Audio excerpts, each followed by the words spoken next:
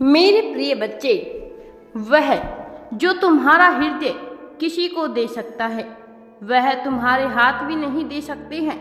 मौन होकर भी जो तुम्हारे व्यवहार से करा जा सकता है वो सब तुम्हारे शब्द भी नहीं कह पाए।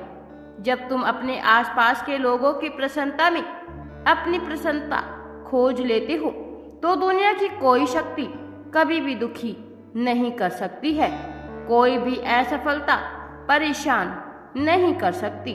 जिस प्रकार से हंस दूध में मिले पानी को छोड़कर सिर्फ दूध को पी लेता है, उसी प्रकार से तुम्हें भी संसार में केवल अच्छे विचार लेने हैं और बुरे विचारों को छोड़कर आगे बढ़ जाना है। अच्छे विचारों को आत्मसात करते हुए इतने व्यस्त रहो कि तुम्हें जीवन में ईर्ष्या, डर, द्वेष, दुख और पछतावे के लिए समय ही ना मिले। ऐसा इसलिए क्योंकि जो अधिकतर समय खाली रहता है वह इन सब चीज़ों को अपनी ओर आकर्षित करता रहता है। मेरे प्रिय बच्चे, ऐसा इसलिए क्योंकि यदि तुम उसी को सबसे अधिक खालीपन और दुख का आभास होता है, दुख यदि है भी तो भी उसका आभास तो कम कर सकते हो। दुख का आभास कम होगा तभी तो तुम्हारी ऊर्जा सही दिशा में लग पाएगी। मेरे प्रिय बच्चे, तुम्हारा मन जितना साफ होगा उतनी ही आसानी से यह संसार की मझधार पर हो जाएगी। मन जितना निर्मल होगा कर्म भी उतने ही बलवान होंगे। वैसे भी इस संसार के पार आकलन तुम्हारे कर्मों का ही होने वाला है, तुम्हारी संपत्ति का नहीं। जब तुम्हारा विवेक तुम्हारी आदतों पर भारी पड़ने लगे तब यह समझ जाना कि तुम सही रास्ते पर हो और तुम्हारी भक्ति, तुम्हारी साधना का फल मिलना तुम्हें प्रारंभ हो गया है। अपने जीवन में आगे बढ़ो और खूब तेजी से बढ़ो, लेकिन संभल कर रहना, क्योंकि बहुत से लोग तुम्हें गिराने की प्रतीक्षा में भी बैठे हुए हैं। जैसे ही तुम डगमगाए तो वह अपना सही रूप लेकर तुम्हारे सामने आ जाएंगे। इसके लिए संतुलन बनाए रखना, अपने हर कदम पर पूरा ध्यान रखना। मेरे प्रिय बच्चे, किसी को खुश करना हो तो सबसे आसान है उसकी प्रशंसा कर दो।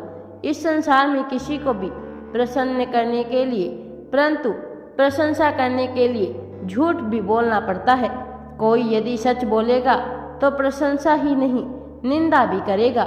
जो निंदा करेगा वही तुम्हें सही मार्ग भी दिखाएगा, जिस पर बढ़कर ही तुम एक बेहतर व्यक्तित्व के रूप में उभर पाओगे।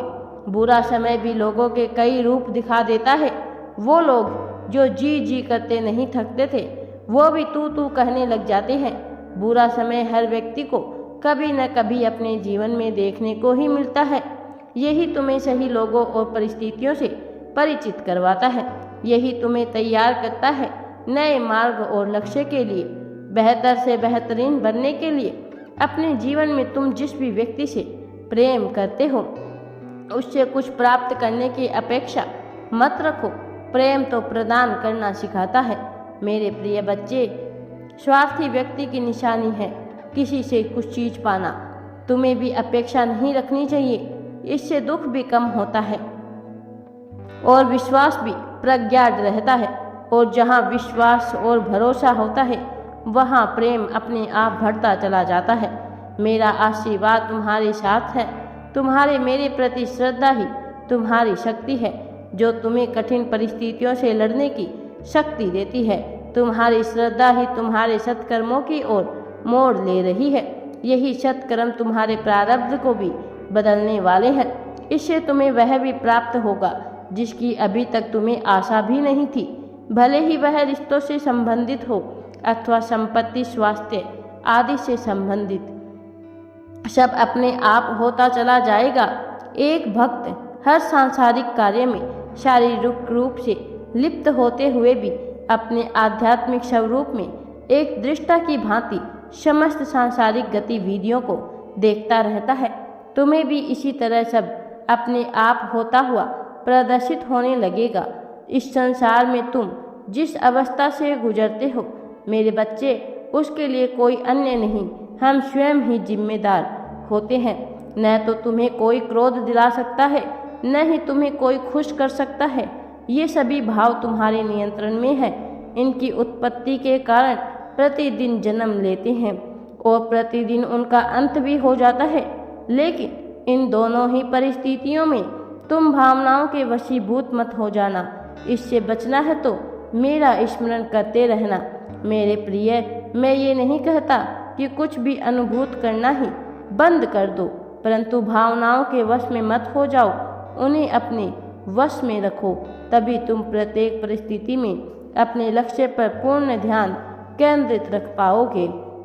अपने जीवन में सदैव उन लोगों को स्थान दो जो तुम्हारी कमियों को देख कभी तुम्हारा साथ ना छोड़े।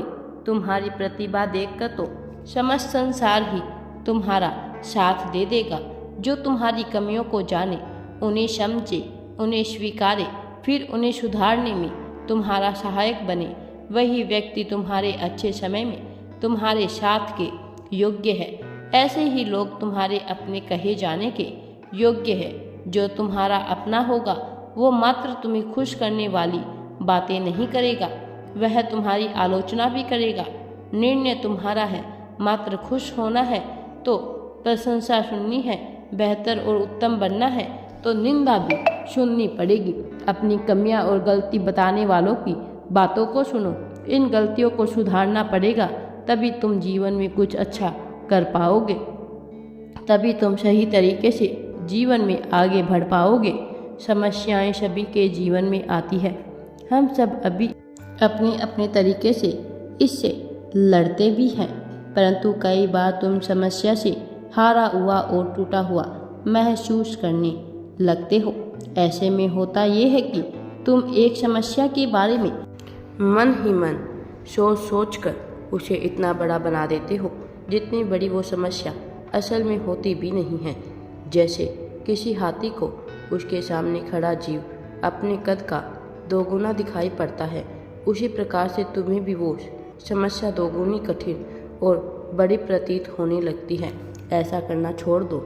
जितनी सहजता से सफलता को स्वीकारते हो, उतनी ही सहजता से समस्या को स्वीकार करो और उसका समाधान करो। मेरे बच्चे, सांसारिक संबंधों को निभाना आसान नहीं है। इसके लिए कई बार सहमत न होते हुए भी सामने वाले की बात को समझने का प्रयास करना पड़ता है।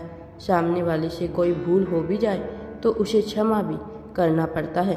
किसी को क्षमा करना हमें बड़ा ही बनाता है। इससे हमारे और सामने वाले के मन को शांति भी मिलती है। मेरे प्रिय, ऐसी परिस्थितियों को समझना होता है। हठधर्मिता छोड़नी पड़ती है।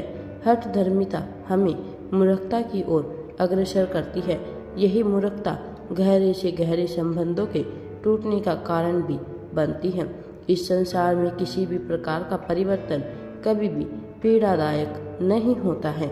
मेरे प्रिय, उस परिवर्तन का विरोध करना हमें पीड़ा देता है।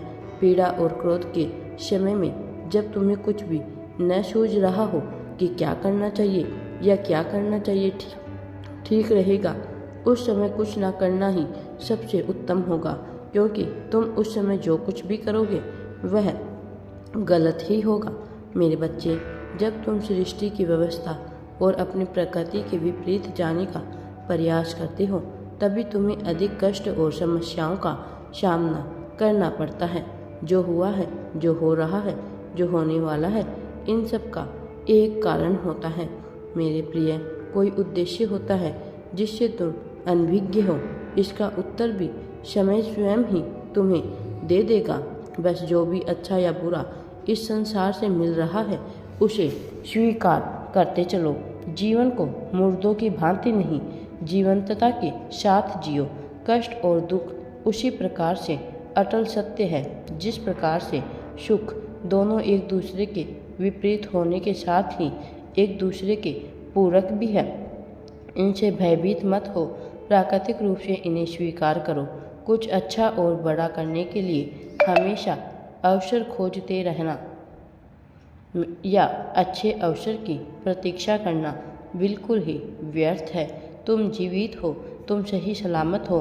क्या एक अच्छा अवसर नहीं है? इससे अधिक अच्छा अवसर और क्या चाहिए तुम्हें? किसी अवसर अथवा व्यक्ति की प्रतीक्षा में बैठे रहोगे तो क्या हासिल होगा? सिर्फ समय नष्ट होगा। सदा प्रसन्न रहने का एक ही तरीका है, सबसे पहले अकेले हो जाओ। अपने आप से खुश रहना सीखो, स्वयं से प्रेम करना सीखो, अपने आप में आनंदित होना सीख जाओ मेरे प्रिय। तब भी जब तुम्हारे आसपास कोई ना हो, तब भी जब तुमसे मिलने कोई ना आए, इतने प्रसन्न रहो कि तुम किसी की प्रतीक्षा करने का विचार भी ना सोचो।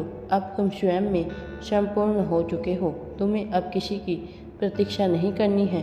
कोई आ गया तो ये अच्छा है, परंतु यदि कोई नहीं आया तो भी तुम प्रसन्न हो। जब तुम और तुम्हारा मन इस स्थिति को प्राप्त कर लेंगे तो वही सही समय होगा किसी भी प्रकार के संबंध को आगे बढ़ाने का। अब जब तुम आगे बढ़ोगे तो किसी रंक की भांति नहीं, अपितु एक राजा की भांति आगे बढ़ोगे। मांगने और गिड़गिड़ाने वाले नहीं, बल्कि प्रसन्नता और सुख समृद्धि खुशियाँ बांटने वाले बनो मेरे बच्चे। तुम्हारा जीवन में आगे बढ़ना ही तुम्हारा लक्ष्य है। हर हर महादेव जी। वीडियो पसंद आए तो लाइक, शेयर एंड चैनल को सब्सक्राइब जरूर करें।